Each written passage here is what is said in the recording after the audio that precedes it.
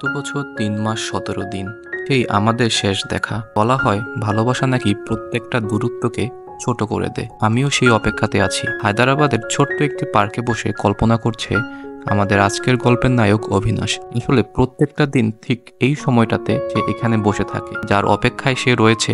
যদি সে একদিনের গাফিলতিতে তাকে হারিয়ে ফেলে, এই ভয়ে সে একটা দিনও মিস করে না। তাই সে তার জন্য প্রত্যেকটা দিন অপেক্ষা করে। তার মুখে আমরা জানু নামটা শুনতে পাই। এখন জানু নামটাই কেন তার গল্পের, এখন জানুটাই বা কে, তার গল্প কি, এটা জানতেই বলবো আজকের সিনেমার গল্প।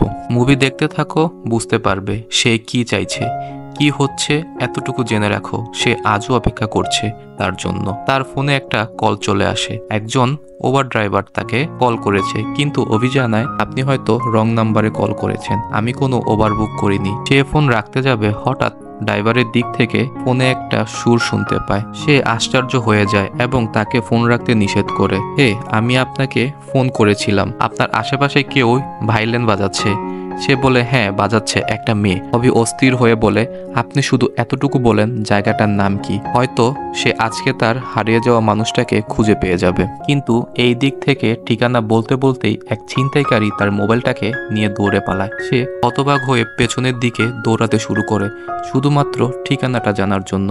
আমরা একটা তুমুল চেজিং সিন এখানে দেখতে পাই। সত্যি বলতে এরকম অ্যাকশন চেজিং সিন খুব কম সিনেমাতে দেখা যায়। এভাবে দৌড়াতে দৌড়াতে তার পেছনে একটা মেট্রো স্টেশন পর্যন্ত পৌঁছে যায় সে। ছিনতাইকারী ট্রেনে ঢুকে পড়ে। তার পিছে পিছে মেট্রো ট্রেন ছেড়ে যাওয়ার আগ মুহূর্তেই অভি নিজেকেও একটা বগিতে ঢুকে পড়ে। ছিনতাইকারীকে পেয়ে যায়, ঠিক আছে, সে পালাতে ধরে। তখন অভি হাত জোর করে রিকোয়েস্ট করে, ভাই তুই মোবাইল নিয়ে যাবি, যা, শুধু রিসেন্ট নাম্বারটা বলে দে, শুধুমাত্র নাম্বারটা দিয়ে যা। ছিনতাইকারী অবাক হয়ে ভয়ে ভয়ে তাকে নাম্বারটার কয়েকটা ডিজিট বলে দেয়, কিন্তু ততক্ষণে স্টেশনে ট্রেন থেমে যায়। তাই সে অপরদিকে পালিয়ে যেতে ধরে, কিন্তু এইবার অভির মাথা আরো গরম হয়ে যায়। তাকে ধাওয়া করতে থাকে। একসময় তার শার্ট ধরে টান দিলে তার পিঠে একটা কাটা দাগ দেখে সে অবাক হয়ে যায়। ফ্ল্যাশব্যাকে একটা ঘটনা তার মনে পড়ে যায়, তাকে এখনো ধাওয়া করছে। অবশেষে তাকে হাতে নাতে পেয়ে যায়। তাকে লাস্ট নাম্বারটা জিজ্ঞেস করতে বলে। সে বলেছে, আমি তোকে লাস্ট নাম্বারটা দিতে পারবো না,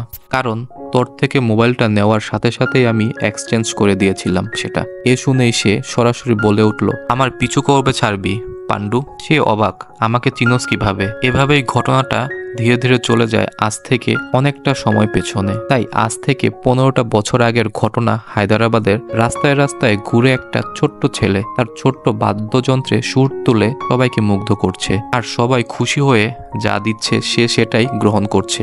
এটাই হলো 15 বছর আগের অভিনাশ। মূলত তখন তার এই অভিনাশ নামটা ছিল না, তার নাম ছিল সিনু। ছোটবেলা থেকেই জানে না তার মা বাবা আসলে কে। আজ পর্যন্ত একটা এতিমের মতন দিন কাটিয়ে এসেছে সিনু। তবে আজকের দিনটা ব্যতিক্রম। পানিপুরি খেতে এসে দূর থেকে কারো আসার আভাস পায় সে। আর সেই প্রথম সিনুয়ের সাথে দেখা হয়েছিল জানুর। আগে ওকে দিয়ে দিন, পরে আমাকে দিয়েন। পানিপুরিওয়ালা যখন জানুকে পুরি দেয় তখন সে বলে, আমাকে আগে পানি দিন, তারপর পুরি দিন। এখন সবাই যেভাবে খায় তার খাওয়ার স্টাইলটা একটু ব্যতিক্রম। সে পুরিটাকে সম্পূর্ণ গুরু গুরু করে তারপর খায়। পানিপুরিওয়ালা নিজেই অবাক, এভাবে তো কাউকে খেতে দেখিনি। যাই হোক, সে সিনুকে বলে, তুমি কি এটা সাথে নিয়ে ঘুরো নাকি বাজাতে পারো? এটা শুনে সে তাড়াহুড়ো করে বাজাতে শুরু করে। প্রথমে শাহরুখ খানের একটা গান নকল করে, তারপর আরো একটা নকল করে। তখন জানু বলে, তোর মজা তো সেখানে যেখানে তুমি নিজের একটা সুর তৈরি করো। এই বলে সে খাওয়া দাওয়া করে চলে যায়। যাবার সময় সিনু তার নাম জিজ্ঞাসা করে। যাক, দুজনের একটা ছোটখাটো পরিচয় হয়ে গেল। তারপর আমরা দেখতে পাই তিনু একটা গাছের উপরে নিজের থাকার আস্তানা তৈরি করেছে, সেখানেই থাকতে শুরু করে। ঝড় বৃষ্টি অন্যান্য বাহ্যিক সমস্যাগুলো থেকে এই গাছই তাকে বাঁচায়। সমস্ত ব্যবস্থাই সে করে রেখেছে। পরদিন সিনু আবারও সেই জায়গায় অপেক্ষা করছে জানুর জন্য। আজকে নাকি সিনু তার জন্য নতুন একটা সুর তৈরি করেছে, তাকে শোনাতে চায়, কিন্তু আজকে তাকে তাড়াতাড়ি চলে যেতে হবে, নাইলে আম্মু মারবে। চলে যাওয়ার সময় বোঝা যায় তাদের মধ্যে আস্তে আস্তে একটা বন্ধুত্ব তৈরি হয়েছে। অন্যদিকে জানু দেখা যায় খুব বড়লোক পরিবার থেকে বিলং করে, আর জানা যায় তার আসল নাম জানু না, প্রিয়া। স্কুলে যাওয়ার সময় ঠিক সেই সময় সিনু রাস্তাতে বাদ্যযন্ত্রে সুর তুলছে, কিন্তু একই শাহরুখ খানের সুর। ভেতর থেকে জানু তাকে দেখতে পাচ্ছে, কিন্তু বাইরে থেকে সিনু দেখতে পাচ্ছে না। জানু তার চাচার কাছ থেকে 100 টাকা নিয়ে গাড়ির জানালা অল্প একটু খুলে সিনুকে দিয়ে দেয়, কিন্তু সিনু এটা জানে না টাকাটা তাকে কে দিল। পরদিন জানু একই গাছে সিনুর সাথে দেখা করতে আসে। সে তাকে চোখ বন্ধ করতে বলে। চোখ বন্ধ করলে দেখা যায় সিনু তার জন্য চুড়ি কিনে এনেছে। তখন জানু বলে, তোমার হাত দেখি। আমি জ্যোতিষদের মতন হাত দেখে ভবিষ্যৎ বলতে পারি। তোমাকে এই চৌরাস্তার মোড়ে 100 টাকা দিয়েছিল, তাই না? সে বলে হ্যাঁ। সে অবাক হয়ে যায় আর সে বলে, এখন থেকে প্রতিদিন তুমি সেখানে যাবে, গান গাইবে। সে তোমাকে প্রতিদিন 100 টাকা করে দেবে, তাহলে তোমাকে কষ্ট করে রোদে রোদে ঘুরতে হবে না। সে বিষয়টাতে একটু সন্দেহ প্রকাশ করে, কিন্তু তাকে দিয়ে জানু প্রমিস করিয়ে নেয় যেখানে সে প্রতিদিন সকাল 7:30টায় উপস্থিত থাকবে। ধীরে ধীরে এভাবেই সময় যাচ্ছে। খেলার সময় জানু ও সিনুর বন্ধুত্বটা আরো ভালো হচ্ছে। কখনো ম্যাজিক শো, কখনো মেলাতে তারা ঘুরে বেড়াচ্ছে একসাথে। একদিন দেখা যায় সিনুকে কে যেন মেরেছে। জানা যায় কয়েকটা ছেলে পেলে তাকে মেরেছে, তার কাছ থেকে সব টাকা কেড়ে নেয়, এমনকি তার বাদ্যটার তার ছিঁড়ে ফেলেছে তারা। এই বিষয়টা শুনতে পেয়ে জানু তার বাসায় এসেছে। আলমারি খুলে তার ছোট্ট একটা ভায়োলিন নিয়ে এসেছে, যেটা তারগুলো নিয়ে যায় সিনুকে দেওয়ার জন্য। এখন সিনু খুব খুশি। সময় যাচ্ছে, তাদের বন্ধুত্ব আরো গাঢ় হচ্ছে। কিন্তু একদিন জানুর বাবার ট্রান্সফার সার্টিফিকেট চলে আসে। তাদেরকে হায়দ্রাবাদ ছেড়ে চলে যেতে হবে। তার চোখে মুখে কেমন জানি একটা চিন্তার ভাব ফুটে উঠলো। সিনুর দেওয়া হাতের চুড়িগুলো পরে শেষ স্মৃতিগুলো আঁকড়ে ধরে তাকে হায়দ্রাবাদ ছেড়ে চলে যেতে হবে। রাস্তায় সে সিনুকে খুঁজে বেড়াচ্ছে, যেন তার সাথে তার শেষ দেখাটা হয়ে যায়, তার আশা পূরণ হয়ে। তবে সিগন্যালের সময় খুব একটা কম বাকি। জানুকে কথা দিয়েছিল প্রত্যেক দিনের মতন সে গাড়িটার পেছনে ছুটছে। জানু তার বাবার পকেট থেকে 100 টাকার নোট বের করে তার নাম্বারটা লিখে দিচ্ছিল। তবে গাড়ির সিগন্যাল ছাড়ার পর গাড়িটা বেরিয়ে যায়। সেখানে সিনু দাঁড়িয়ে যায়, কিন্তু কিছুক্ষণ পরেই জানু গাড়ির জানালা খুলে 100 টাকার একটি নোট সিনুর দিকে ছুঁড়ে দেয়। তখন চিনতে আর বাকি রইল না। এটাই হলো জানু। আবার সময় বলেছে আমাকে ফোন করবে, কিন্তু আমি তোমার অপেক্ষায় থাকবো। টাকাটা হাতে নিতেই একজন ছিনতাইকারী টাকাটা নিয়ে দৌড়ে যায়। সিনু তার পেছন পেছন ছুটছে। সময় তার শার্ট ধরে টান দিতেই ছিঁড়ে যায়। ছেলেটার পিঠে একটা কাটা দাগ দেখতে পায় সে। তবে এভাবে দৌড়াতে দৌড়াতে এক পর্যায়ে এক দুর্ঘটনায় সিনু এক অ্যাক্সিডেন্টের শিকার হয়ে যায়। সে যে ছেলেটা টাকাটা নিয়েছিল সে চলে যায়। যে মহিলাটা গাড়ি চালাচ্ছিল তার মুখ দেখে বোঝা যাচ্ছে সে ভয় পেয়েছে। হাসপাতালে তার হাজবেন্ড যখন চলে আসে তাকে ধরে কাঁদতে শুরু করে। আমি বুঝতে পারিনি কিভাবে কি হয়ে গেল, আমি তো ধীরেই গাড়ি চালাচ্ছিলাম। তার হাজবেন্ড তাকে শান্ত করে এগিয়ে যায়। লক্ষ্য করে পুলিশ এখানে চলে আসে, কিন্তু সিনু কি বলছে সেটা তারা শুনছে না। উল্টো তারা এটা শিখিয়ে দিচ্ছে, তোমাকে জিজ্ঞেস করলে এমনটা বলবে যে এই মহিলা আমাকে মেরেছে। তবে সিনু এটাতে রাজি হচ্ছে না। সে বলছে এখানে আমার দোষ ছিল। সে শুধু তার 100 টাকার নোট চাইছে, যেখানে নাম্বারটা লেখা ছিল। আর এই সমস্ত বিষয় লক্ষ্য করছে ওই মহিলার হাজবেন্ড, যার নাম হলো প্রকাশ। ভালোই একজন বড়লোক বিজনেসম্যান। সত্য মিথ্যার মাঝে ছেলেটির সততা দেখে সে খুব খুশি হয়। পুলিশ চলে গেলে সে ছেলেটিকে জিজ্ঞাসা করছে তোমার কোথাও কোনো অসুবিধা হচ্ছে কিনা। জিজ্ঞাসা করলে সে উল্টো জিজ্ঞাসা করে আন্টির ভালো আছে, কিছু হয়নি তো? আন্টিকে চিন্তা করতে নিষেধ করে। আমার কিছু হয়নি। সিনুকে সুস্থ দেখতে পেয়ে আগেই তার কাছে ক্ষমা চেয়ে নেয়। তবে সিনু তাকে চিন্তা করতে নিষেধ করে। সিনুকে তারা তাদের বাড়িতে নিয়ে আসে, কোনো কিছুতেই যেন তার সমস্যা না হয়। এভাবে সময় যাচ্ছে। একদিন রাতে প্রকাশ তার স্ত্রীকে বলে উপরওয়ালা হয়তো চাইছে আমরা যেন সিনুকে আগের অবস্থায় ছেড়ে না দেই। আমাদের কোনো সন্তান নেই, কেমন হয় আমরা যদি সিনুকে দত্তক নেই? তার মা বাবার দরকার, আর আমাদের দরকার একজন সন্তানের। প্রকাশের স্ত্রী এতে খুব খুশি হয়, কিন্তু সিনুর কাছে অনুমতি নেওয়াটাও খুব দরকার। একটু ঘুরিয়ে ফিরিয়ে প্রকাশ সিনুকে জিজ্ঞাসা করে ফেলে আমরা তোমাকে নিজেদের সাথে রাখতে চাই, তুমি কি থাকবে আমাদের সাথে? দেখা যায় এতে সেও রাজি। চলছে সময়। সিনুর একটা বার্থ সার্টিফিকেট তৈরি করা হয়েছে, যেখানে তার মা বাবার পরিচয় তৈরি করা হয়। আজ থেকে তার নাম সিনু নয়, অভিনাশ। অন্যদিকে জানোয়ার এদিকে সিনুর অপেক্ষা করছে, আবারও তাদের দেখা হবে কবে। তবে মাঝখানে সময়ের ব্যবধানে কেউই জানে না অপরজন কোথায়। সিনু তার নতুন পরিবারের সাথে ধীরে ধীরে অভ্যস্ত হয়ে গিয়েছে। নিজের সন্তানের মতো বলা যায়। তার চেয়েও বেশি যত্নে তারা সিনুকে মানুষ করেছে। সিনু জানুকে যে কথা দিয়েছিল সে আজও তা রাখছে। প্রতিদিনই এই সময়ে এই রাস্তার মোড়ে গিয়ে সে বসে থাকে। একটা স্কুলের প্রোগ্রামে সবার সামনে যখন তার মা নিজের ছেলে বলে পরিচয় দেয়, সবার সামনে তাকে আন্টি বলে ডাক দেওয়াতে তার মা একটু কষ্ট পায়। তাদের বিয়ের এতটা সময় হয়েছে, সে যে আজ পর্যন্ত মা ডাকটা শোনার জন্য অপেক্ষা করছে। সুযোগ এসেছে, এখনই পরিপূর্ণতা পায়নি সে। এখন যে তার ধৈর্য আর মানতে চাইছে না। তবে প্রকাশ তাকে সান্ত্বনা দেয়, ওকে ওর নিজের মতন করে থাকতে দাও। চিন্তা করো না, অভ্যস্ত হতে দাও, কোনো এক সময় নিজে থেকে পরিবর্তন হবে ওর দৃষ্টি। তবুও যেন সে মানতেই চাইছে না। এভাবে যাচ্ছে সময়, তার সিনু নামটা ধীরে ধীরে চাপতে শুরু করে, আর অভিনাশ নামটা আইডেন্টি হতে শুরু করে। অভিনাশ তার আঙ্কেলকে যে মেয়েটার কথা বলেছিল, এই মেয়েটার নামে কোনো মেয়েই এখানে থাকে না। কিভাবেই বা থাকবে? জানু তার আসল নামই ছিল না, তার নাম ছিল প্রিয়া।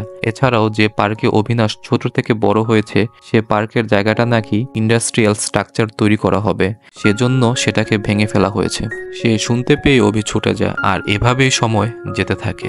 অভি বড় হয় এবং গল্পের শুরুতে যে মেয়েটাকে আমরা দেখেছিলাম, সে অভির ছোটবেলায় বাজানো সুরটা বাজাচ্ছিল, সে অন্য কেউ নয়, জানুই ছিল, বা বলা যায় প্রিয়া। এখান থেকে সিনুকে ছোট্ট করে অভি এবং জানুকে প্রিয়া বলেই ডাকা হবে। অভি তার আঙ্কেল আন্টির নিজের ছেলের চেয়েও বেশি ক্লোজ হয়ে গিয়েছিল।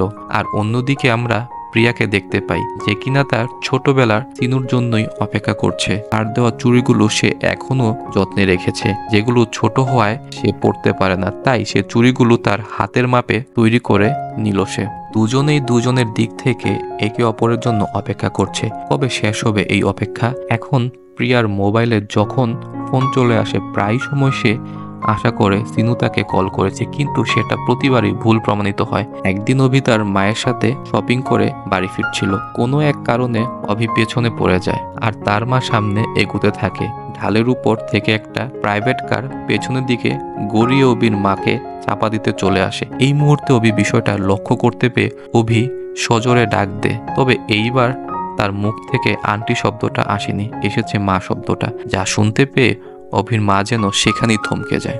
তাকে সেখান থেকে বাঁচানোর পর তার উপর চেঁচামেচি করতে শুরু করে, পাগল হয়েছ নাকি? আশেপাশে নজর রাখতে পারো না? কিন্তু সে এই খুশিতে কুল কিনারা পাচ্ছে না। এই প্রথম অভি তাকে মা বলে ডেকেছে। পরবর্তী বিষয়গুলোতেও সে তাকে মা বলে সম্বোধন করেছে। আসলে এই দুর্ঘটনা কখনো যে তার ডাকের মাধ্যমে পরিবর্তন করে ফেলেছে সে বুঝতেও পারেনি। ওদিকে প্রিয়া জানতে পারে তার বাবার নাকি আবারও ট্রান্সফার হয়েছে। তার আবারও চিন্তা করছে, এত ট্রান্সফার হয় তোমার? কিন্তু প্রিয়ার মা খুশি হয় এটা জেনে, আর নাকি এবার আমেরিকাতে ট্রান্সফার হয়েছে। যাই হোক, এতে করে প্রিয়া খুশি হবে না, এটাই স্বাভাবিক। তার বাবাকে গিয়ে বলে, বাবা, আমি আমার একবার জন্মস্থানটা ঘুরে আসতে চাই। একবার হায়দ্রাবাদ থেকে এখানে আসার পর আর কখনো যাওয়া হয়নি। আসলে সে যেতে চাইছে একটা শেষ সুযোগ হিসাবে, যদি সে তার হারিয়ে যাওয়া সিনুকে পেয়ে যায়। তাছাড়াও তার বান্ধবীর নাকি আগামী 10 দিনের মধ্যে বিয়ে। বিশেষ করে এই বাহানায় সে তার বাবাকে রাজি করিয়ে নেয়। আর ওদিকে অভি তার আঙ্কেলের অফিস থেকে বাড়িতে নিয়ে যাচ্ছে। আসার সময় তার সিগারেট খাওয়া দেখে তাকে নিষেধ করছে, কবে ছাড়বে তুমি এগুলো বলো তো? এভাবে এখানে কথায় কথায় কখন যে অভি তাকে বাবা বলে ডেকেছে সেটা সে বুঝতে না পারলেও প্রকাশ এই বিষয়টা এতটাই আনন্দিত, তার কখনো সিগারেটে হাতও দিবে না এই প্রতিজ্ঞা করে। বাড়িতে আসার পর অভির মা যখন প্রকাশের চোখে জল দেখে, তখন সেও বুঝে যায় অভি তোমাকে বাবা বলে ডেকেছে, তাই না? সে স্বীকার করে, দুজনেই খুব আনন্দিত। আর এভাবে আরো কয়েকদিন কেটে যায়। আর এখান থেকে শুরু হয়েছে মূলত মুভিটা, যেখানে আমরা দেখি অভি অনেক ছুটাছুটি করার পরে পাণ্ডুকে ধরতে দেখি। সে বুঝতে পারছে না আমার সাথে যা হয়েছে সেজন্য তাকে ধন্যবাদ দেব, নাকি তোর জন্য এত কষ্ট পোহাতে হয়েছে তার জন্য মারতে শুরু করব। তখন পাণ্ডু বলে, আরে বেটা, সেই দিন তুই বেঁচে গিয়েছিলি, তোর বিষয়টি আমি বুঝেছি। আগে জানলে কখনোই এই কাজ করতাম না। চিন্তা করিস না, তোর মোবাইল আমি চুরি করেছি, আর তা ফিরিয়ে দেওয়ার দায়িত্বটাও আমার। সে কল লাগায় এবং জানা যায় মোবাইল নাকি সিস্টেমের মাধ্যমে ঢুকে পড়েছে। আসলে হায়দ্রাবাদে যত রকমের মোবাইল ছিনতাই হয় সেটা নিয়ে যাওয়া হয় একটা ব্রাঞ্চে, আর চোরাই মোবাইলগুলো একটা সিস্টেমের মধ্যে নিয়ে যাওয়া হয় এবং 1 ঘন্টার মধ্যে এগুলোকে সেল করা হয়, যেখানে একটা নিউ ফ্রেশ ফোন হিসেবে মার্কেটে সাপ্লাই করা হয়। তবে সে তার ফোন ফেরত দেওয়ার ব্যবস্থা করবেই, এজন্য তাকে সেই স্থান পর্যন্ত নিয়ে যায়। তবে যাওয়ার পর পাণ্ডুর উপর খুব রাগ হচ্ছে, এখানে তোর আসাটাই নিষেধ, আবার আরেকজনকে নিয়ে আসলি কিভাবে? শাটার বন্ধ করতে শুরু করবে সেই মুহূর্তে অভিতার ফর্মে চলে আসে, তাদেরকে মারতে শুরু করে, মারতে মারতে ভেতরে ঢুকে পড়ে। কিন্তু আসলে তার মোবাইল এখান থেকে আরো আগেই চলে গেছে। তার পেছনে গুন্ডা পড়ে যায়, তাদের সংখ্যা অনেক বেশি, তাই সে পালাতে শুরু করে। চরম একটা ফাইটিং সিন। আসলে বলা যায় এই রকম ন্যাচারাল ফাইটিং সিন খুব কম মুভিতেই দেখা যায়। কোনো এক সময় সে তার কৌশলে সবাইকে আয়ত্ত করে ফেলে। অবশেষে একটাকে জব্দ করে জিজ্ঞাসা করে যে আমার ফোন কোথায়। সে জানায় একটু আগে সমস্ত প্যাকেজকৃত সব মোবাইল অন্য একটা স্টেটে, সমস্ত ইনফরমেশন তার কাছ থেকে নিয়ে সেখান থেকে তার বাইক নিয়ে সে বেরিয়ে পড়ে। বাইক নিয়ে ফুল স্পিডে সে ট্রাক পর্যন্ত পৌঁছে যায়, কিন্তু তার পেছনে তাদের লোকরা পড়ে আছে। কৌশলে সে একে একে দুইটা গাড়িকেই ধ্বংস করে দেয়। শেষে অভি ট্রাকের ছাদে উঠে ড্রাইভার পর্যন্ত পৌঁছে যায় এবং ঘটনাচক্রে দুর্ঘটনায় ট্রাক উল্টে যায়। সমস্ত মোবাইল রোডের মধ্যে ছড়িয়ে পড়ে। এতগুলো মোবাইলের মধ্যে কিভাবে খুঁজে পাবে নিজের ফোনটা? তবুও খুঁজতে শুরু করে। তবে সৌভাগ্যবশত হঠাৎ তার চোখে নিজের ফোনটা পড়ে যায়। তবে সমস্যাটা হলো তার ফোনের ডিসপ্লেটা সম্পূর্ণ ভেঙে যায়। তার যেন ধৈর্য সামলাচ্ছে না। আর এ সমস্ত চোরাচালানের মাথা বা বস যিনি, সে এসে জিজ্ঞাসা করলে তখন জানতে পারে একটা ছেলে তার একটা মোবাইলের জন্য এত বড় তাণ্ডব চালিয়েছে। কি এমন ছিল মোবাইলে যার কারণে তোদের এই অবস্থা করলো? আর তোরাই বা কি ছেলেটাকে আটকাতে পারলি না? এই ট্রাকের মধ্যে সমস্ত মোবাইল ইনঅ্যাক্টিভ ছিল। যদি কোনো ফোন অ্যাক্টিভ হয় তাহলে সেটাকে ট্র্যাক করা সম্ভব। সেটাকে যেন ট্র্যাক করা হয়, কারণ ছেলে পর্যন্ত যেন পৌঁছানো হয় এমনটাই বলা হয় তাকে। অভি তার নষ্ট ফোনটাকে নিয়ে মেকানিকের কাছে এসেছে যেন অন্তত সে লাস্ট নাম্বারটা পেয়ে যায়। আবার ওদিকে তার ফোন ট্র্যাক করে অভি পর্যন্ত পৌঁছে যায়। অভি তার ফোন ইতিমধ্যেই মেকানিকের কাছে দিয়ে ফেলেছে। আর তাদেরকে দেখতে পেয়ে সে লিফটের মধ্যে কৌশলে মারতে শুরু করে। তাদেরকে মারতে মারতে কোনো এক সময় তাদের চোখের আড়ালে সে মেকানিকের কাছে পৌঁছে যায়। আর ফোনটা থেকে দ্রুত লাস্ট ট্যাক্সি ড্রাইভারকে কল করে, সকালে আপনি যখন ফোন করেছিলেন তখন আপনি কোথায় ছিলেন? সে তার লোকেশনটা বলে দেয়। সে ওখানে একটা মিউজিক ফেস্টিভ্যালের পাশে একটা বেঞ্চে মেয়ে বসে সে সুরটা বাজাচ্ছিল। তখন সে বলে মেয়েটা খুবই সুন্দর। তখনই তার পেছন থেকে একটা গুন্ডা এসে তার মাথায় ব্যাট দিয়ে আঘাত করে। অভি মাটিতে লুটিয়ে পড়তে শুরু করে। সে তার নিজের জ্ঞান হারিয়ে ফেলে। আমাদের কিন্তু অতীতের ঘটনা জানতে হবে। চলো আজ থেকে 7 দিন পেছনে চলে যাই। প্রিয়া এয়ারপোর্টে তার বান্ধবী খুঁজছে, আর একই সঙ্গে অভির মার আজকেই ফেরার কথা। আর অভি তার মায়ের জন্য অপেক্ষা করছে। প্রিয়া ব্যাগ থেকে একটা ভায়োলিন নিচে পড়ে যায়, যেটার দিকে তাকিয়ে অভি পুরোনো দিনের কথা মনে পড়ে যায়। কিন্তু সে কিভাবে জানবে প্রিয়া ও অভিকে দেখতে পায়? তবে দুজনেই দুজনের কাছে অপরিচিত। বোর্ডে my darling, my sweet heart লিখে দাঁড়িয়ে আছে। কিছুক্ষণের মধ্যে তার মা এসে পড়লে অভিকে নিয়ে সে তাড়াহুড়ো করে এয়ারপোর্টের বাইরে বেরিয়ে যায়। কারণ গতবার সে তার মার আসার খুশিতে সে নাকি বাজি পটকা ফাটিয়ে পুরো হাঙ্গামা করেছিল। গাড়ি দিয়ে যাওয়ার সময় অভির মা অভিকে বলে, জানিস তোর একটা আঙ্কেল আছে, তার মেয়েকে দেখলাম, খুব সুন্দর। অভি বুঝতে পেরেছে তার মা কি বোঝাতে চেয়েছে, কিন্তু তুমি তো জানো আমার অপেক্ষাটা শুধু সেই একজনের জন্য। কিন্তু তার মা তা মানতে রাজি নয়। আর কতদিনই তুই অপেক্ষা করবি? আমি আমার পুত্রবধূকে দেখতে চাই। ঠিক একই বিষয়ে প্রিয়া ফেস করছে। বান্ধবীও তাকে একই কথা জিজ্ঞাসা করছে। আর কতদিন কাটবে? টোকাই ছেলেরা নানা রকম অ্যাক্সিডেন্ট, চুরি, মাদক, চোরাচালান এসবের মধ্যে দিয়ে যায়। তবে প্রিয়ার উত্তর একই, যতদিন পর্যন্ত তাকে খুঁজে না পাই আমার অপেক্ষা অব্যাহত থাকবে। রাস্তায় হঠাৎ প্রিয়াদের গাড়ির চাকা পাংচার হয়ে যায়। তাদের যে ড্রাইভার আঙ্কেল ছিল সে বাইরে বেরিয়ে টায়ার সরানোর চেষ্টা করছে। খুবই বৃষ্টি হচ্ছে, তার মধ্যে কেউ সাহায্য করতেও আসছে না। সে বিষয়টা অভি লক্ষ্য করে গাড়ি থেকে নেমে এসেছে এবং বলে, আপনি ভেতরে যান, আমি আপনার গাড়ির টায়ার চেঞ্জ করে দিচ্ছি। গাড়ির ভেতরে যাওয়ার পর প্রিয়াও তার বান্ধবীকে বিষয়টা জানালে প্রিয়া তাকে দেখার চেষ্টা করছে। তবে ঝাপসা, অস্পষ্ট দেখা যাচ্ছে না তাকে। সামান্য দেখে সে বুঝে যায় একে তো এয়ারপোর্টে দেখেছিলাম। যাই হোক, তার দেখাটা আর হলো না। একই জায়গায় অভি আজকেও বসে আছে। দুটো টোকাই ছেলে রাস্তা দিয়ে যাওয়ার সময় বলছে, এই দিকে একটা আপুর গাড়িতে বসে 100 টাকা দিচ্ছে। সেই কথাটা শুনতে পেয়ে অভি তার ছোটবেলার কথা মনে পড়েছে। সেখানে গিয়ে দেখতে পায় একটা মেয়ে সবাইকে 100 টাকা দিচ্ছে। অবশেষে একটা ছোট্ট ছেলে আসলে তার কাছে দেওয়ার মতন টাকা থাকে না। সে বিষয়টা বুঝতে পেরে অভি তার পকেট থেকে 100 টাকা বের করে দিয়ে দেয়। সবাই পেয়েছে, সে কেন পাবে না? অভি তাকে চিনতে না পারলেও প্রিয়া তাকে চিনতে পারে। গাড়িতে বসে সে এই ছেলেটাকে দেখেছিল, এয়ারপোর্টেও সে এই ছেলেটাকে দেখেছিল। তাকে গিয়ে ধন্যবাদ জানায়। অভির কথা হলো 100 টাকার জন্য কিসের ধন্যবাদ?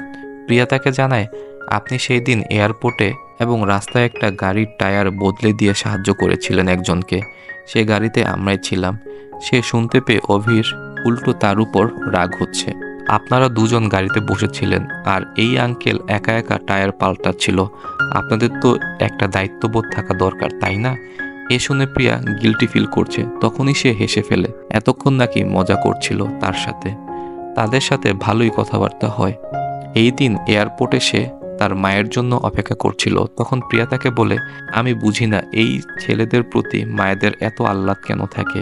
ফ্লাইটে এক মহিলা তার ছেলের ব্যাপারে বলতে বলতে আমাকে পাগল করে ফেলেছিল। তার ছেলে এই রকম, তার ছেলে ওই রকম।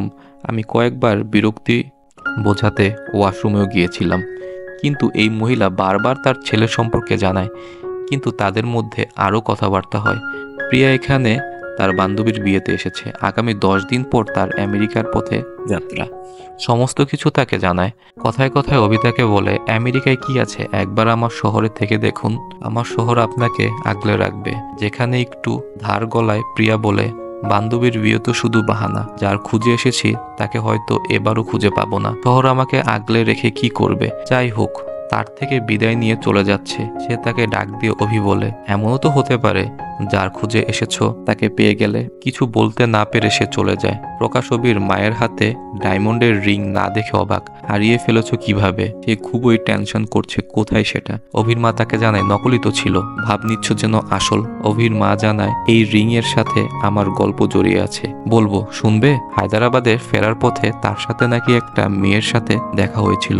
ঘটনা চলে যায় সেখানে। সে বসে আছে। একটা মোটা ছেলে তার সিটের দিকে এগিয়ে এসেছে। যখন সে মোটা ছেলে তার পাশে বসে, তখন তার আর রক্ষাই রইল না। কিছুক্ষণ পর প্রিয়া এখানে চলে আসে। সিট খুঁজতে খুঁজতে অভির পাশেই যেই সিটটা, সেখানে তাকে বলে, ভাইয়া এটা আমার সিট। অভির মা মনে মনে খুশি হয়। যখন সে বলে, আপনি আমার সিটে বসে পড়ুন, সমস্যা নেই। রাজি সে তখনই যাবে, তখনই অভির মা অ্যাক্টিং শুরু করে। কোথায় ছিলি তুই? তোর জন্য এতক্ষণ অপেক্ষা করছিলাম। যার কারণে তাকে উঠিয়ে দিয়ে প্রিয়াকে তার পাশে বসায়। লিফটে তাদের সাথে অনেক কথাবার্তা হয়। বিশেষ করে মেয়েটাকে তার পছন্দ হয়ে গিয়েছিল, তাই তার ছেলের নামে এত প্রশংসা করেছে তার কাছে। প্রিয়া কয়েকবার এসব কথা শুনে ওয়াশরুমে চলে যায়। তারপরও সে যেন থামছে না। পুরো ফ্লাইটের সময়টা ধরে সে যেন তার মাথা খেয়েছে। এখন প্রকাশ তাকে জিজ্ঞাসা করে, তাহলে ডায়মন্ডের রিংটা কোথায়? এখন অভির মা তাকে জানায়, যেহেতু মেয়েটাকে আমার পছন্দ হয়েছে, তার মন মানসিকতাটা চেক করা প্রয়োজন ছিল, তাই তার হাতের আংটিটা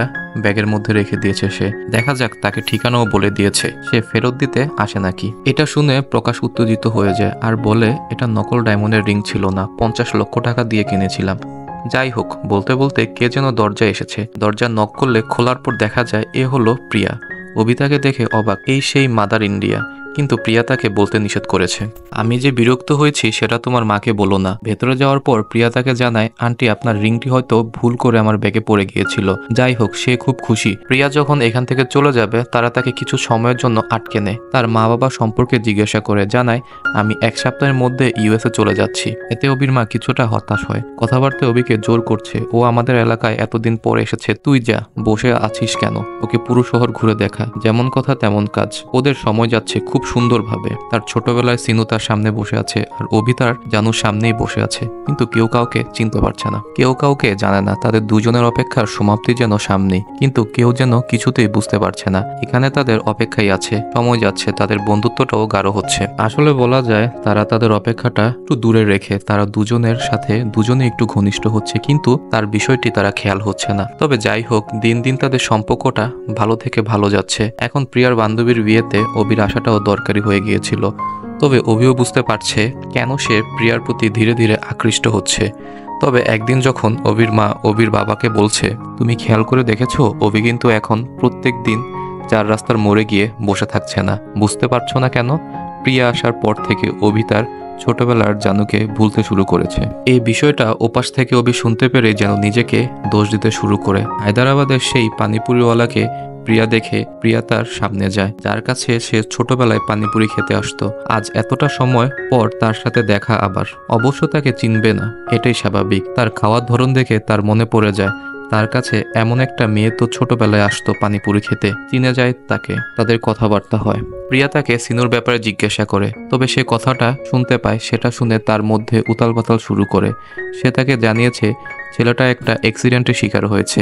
এরপর থেকে পরবর্তীতে তাকে আর কখনো দেখা যায়নি। প্রিয়ার ভেতরে যেন ঝড় উঠে গেল। সে ঘরে এসে তার ভায়োলিনটা বের করে তার ছোট্টবেলা সেই সুরটা বাজাতে চেষ্টা করছিল, কিন্তু মনের এই উথাল পাথাল হওয়ার সময় সে যেন সুরের কুল কিনারা পাচ্ছে না। যেখানে সিনুর অস্তিত্বের প্রশ্ন তোলা হয় সেখানে যেন এই সুরটাও তার মধ্যে হারিয়ে যাচ্ছে, কিন্তু সে তাকে হারাতে দেবে না। তার বিশ্বাস অবশ্যই কোথাও না কোথাও আছে সে। এই ঘটনার পর থেকে অনেকদিন পার হয়ে যায়। অভি এবং প্রিয়া একে অপরের সাথে দেখা করছে না। একদিন প্রিয়ার মা কল করে জানায়, তোমাকে দেখতে চাই আমি, গত 6 দিন ধরে তোমার দেখা নেই। এখন তার সাথে দেখা করতে চলে যায় তার বাসায়। কিছুটা সময় কথাবার্তা হওয়ার পর অবশেষে তাকে বলে, তুমি যেহেতু 3 দিন পর আমেরিকা চলে যাচ্ছ, তোমার কাছে আমার একটা শেষ প্রশ্ন ছিল, এখনই করে রাখা ভালো। আমার ছেলেকে কি তুমি পছন্দ করো? প্রিয়া কিছুটা ঘাবড়ে যায়। প্রিয়া বলে উঠে, আমি পছন্দ করি তাকে, তবে আমার মনে অন্য কেউ আছে। এই বলে বুঝতে পারছে না সে কি বলবে। সে যখন বেরিয়ে যাচ্ছে অভি তার মাকে বলে, কি বললে তুমি? মেয়েটা কত খুশি খুশি এসেছিল, আমি ওকে ড্রপ করতে যাচ্ছি। গাড়িতে তাকে বলে, আমার মায়ের কথায় কিছু মনে করো না তুমি। পুত্রবধূকে দেখার জন্য ব্যাকুল হয়ে উঠেছে, তার জন্যই হয়তো বা এমন করেছে। প্রিয় তাকে সরি জানায়, আমার এমনভাবে বেরিয়ে আসাটা ঠিক হয়নি। তবে যাই হোক, পরবর্তীতে তার বান্ধবীর বিয়েতে অভিও তার পুরো পরিবারকে দেখা যায়। সেখানে গানের অনুষ্ঠানে তারা দুজনে একে অপরে কাছাকাছি আসতে শুরু করে। আসলে মনের অজান্তে অভি ও প্রিয়া দুজনে একে অপরকে ভালোবেসে, কিন্তু নিজেদের যেন সামনে এগোতে দিতে পারছে না, শুধুমাত্র একটা অপেক্ষার কারণে। কেমন একটা পরিস্থিতি, তাই না? তারা জানে না তারা যেদিকে হাঁটছে সেটাই তাদের অপেক্ষা শেষ হবার রাস্তা, সেটাই তাদের চাওয়া। তবু গল্পটা আজ এত দূর, দুজনে একে অপরে একটু বেশি কাছাকাছি এসে পড়েছে। কিন্তু কোনো এক সময় প্রিয়া চলে যাবার মুহূর্তে অভি যখন তার হাত ধরে ফেলে, তখন তার হাতের চাপে প্রিয়ার হাতের বালাটা ভেঙে যায়। মনে আছে, সে ছোটবেলায় সিনুর দেওয়া চুড়িগুলো দিয়ে সে এই বালাটা তৈরি করেছিল। সে বিষয়টা সে সহ্য করতে না পেরে সে অভিকে একটা চড় মেরে দেয়। তবে অভি সেটা বুঝতে পারেনি তার হাতের বালাটা তার কাছে কত গুরুত্বপূর্ণ। তাকে সরি বলতে এক কদম এগোলে তার পায়ের নিচে চুরির একটি টুকরো অংশ পড়ে গুরু গুরু হয়ে যায়। গুরু গুরু হয়ে যাওয়ার কারণে সে তার উপর আরো রেগে যায়। সে তাকে জোরে একটা ধাক্কা দেয়। প্রিয়া তার উপর রাগ হচ্ছে, তার জীবনের শেষ বিষয়টা এভাবে ভেঙে দিয়েছে। অভি মনে করে আমি তার কাছাকাছি আসার কারণে সে হয়তো এমন করেছে। তো চলো গল্পের বর্তমানে এসেছি। মনে আছে কোথায় এই শপিং মলে আঘাতকারী মোবাইল চক্রান্তকারীর লোকেরা তাকে আটকে রেখেছে? অভি মোবাইল চেক করে জানায় এতে বিশেষ কিছু নেই। তাহলে কেন সে একটা মোবাইলের জন্য এত কিছু করলো? একটাই তাদের প্রশ্ন। অভির জ্ঞান ফেরার পর সে নিচে দেখে তারা তাদের বন্দুকগুলো আর অস্ত্রগুলো পার্টে পার্টে একটা ডিসমেন্টাল করে রাখছে, যেন ট্রান্সপোর্ট এর সময় ধরা পড়ার সম্ভাবনা না থাকে। তারা এখান থেকে শিফট করবে। তারা কিভাবে বন্দুকগুলো কিভাবে লাগাচ্ছে সে সেটা ভালো করে দেখে নেয় এবং কৌশলে নিজেকে মুক্ত করার চেষ্টা করছে। সে অবশেষে নিজেকে মুক্ত করার পর সে পারে না, কেননা সে আজ পর্যন্ত বন্দুক হাতে নেয়নি ও দেখেনি।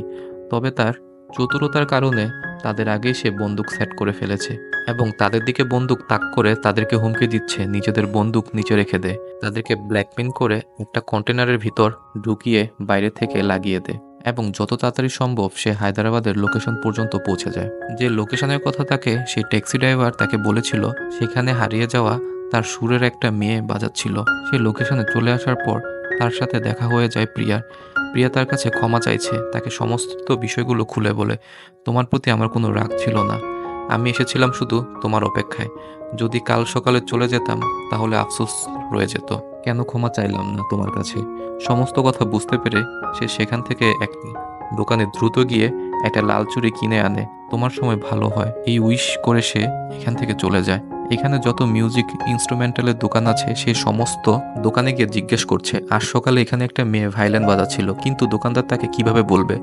সারাদিনে কত কাস্টমার তার কাছে আসে, তার হিসাব ছাড়া সে তো এটাও জানে না একটু আগেও সে তার উদ্দেশ্যে পেছনে ফেলে এসেছে। সেই দোকান থেকে অভি একটা ভায়োলিন নিয়ে সেই সুর অল্প একটা অংশ বাজায়, কিন্তু তবু সে বলতে পারছে না কে ছিল, যার কারণে সে ছোটবেলা সেই সম্পূর্ণ সুরটা বাজাতে শুরু করে আর খুব জোরে সজোরে বাজাচ্ছে সেটা, যার জন্য প্রিয়া খুঁজতে শুরু করে কোথা থেকে আসছে সেই সুর, কে বাজাচ্ছে। খুঁজে পাওয়া যাচ্ছে না তো। প্রিয়া যে নাম্বারটা যে টাকায় লিখে দিয়েছিল সে টাকাটা ঘুরতে ঘুরতে সেই একই স্থানে অভির সামনে এসে পড়ল। সে এক দেখাতেই চিনতে পেরে যায় এটা সেই টাকা, সেই 100 টাকার সেই নাম্বারটা এখনও আছে ঝাপসা অবস্থায়। সেই নাম্বারটা উঠে অভি বারবার কল করছে। অপরদিক থেকে প্রিয়া বারবার কেটে দিচ্ছে, কারণ সে খুঁজে বেড়াচ্ছে সেই ছোটবেলার সিনুকে। অবশেষে প্রিয়া যখন কল রিসিভ করে তখন অভি অস্থির গলায় বলে, হ্যালো জানু, তুমি 100 টাকার নোটে আমাকে নাম্বারটা লিখে দিয়েছিলে, একসাথে আমরা পানিপুরি খেতাম, মনে আছে? আর অপর দিক থেকে প্রিয়া বলে, এত দেরি কেন করলে? সিনু, 14টা বছর লেগে গেল তোমার একটা কল করতে। তাদের মধ্যে কথাবার্তা হচ্ছে, কোথায় তুমি? দুজনেই জানতে পারে তারা একই লোকেশনে আছে, কিন্তু এই বলতে বলতে ফোন বন্ধ হয়ে যায়। এখন যেন তার ধৈর্যের বাঁধ মানছে না। একটা মাত্র উপায় বাকি, সেই সুরটা বাজাতে শুরু করে সে।